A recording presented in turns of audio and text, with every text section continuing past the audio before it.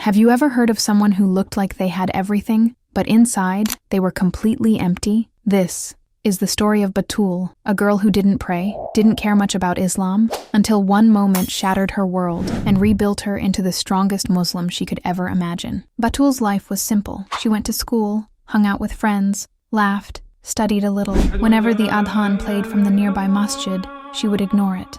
Her mom would call out, "Batoul beta, come let's pray ma." And Batoul would reply without even looking up. "Later, Mama. I'm busy." And later never came. One afternoon, Batoul was walking home alone. The sun was setting, and the Maghrib adhan was echoing in the distance.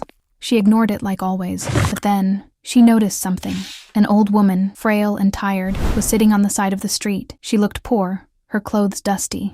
Yet right there, on the pavement, she spread out an old dusty prayer mat and began to pray. Cars passed, people stared, but she didn't care. Her face was full of peace, tears rolling down her cheeks as she whispered to Allah. Batoul froze. She couldn't move. She thought, "How is this woman with nothing still praying like that, while I with everything can't even bow once to my Lord?" That burned her heart. That night, she couldn't sleep. The old woman's face, her tears, her calmness, it wouldn't leave her mind. But here's the twist. The very next day, Batoul saw the same woman again.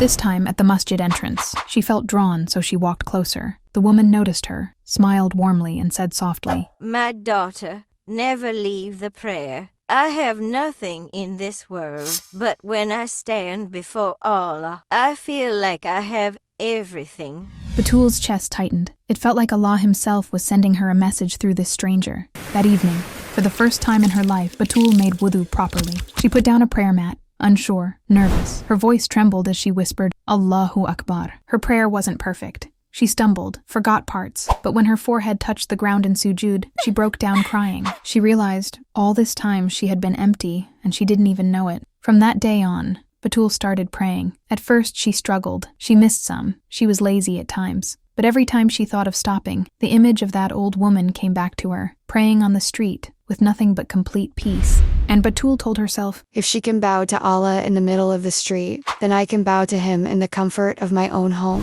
Her friends noticed the change.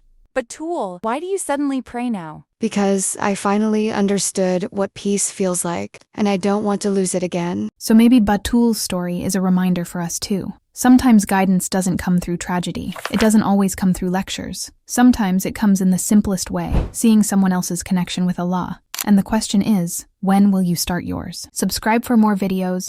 Until next time, Assalamu alaikum.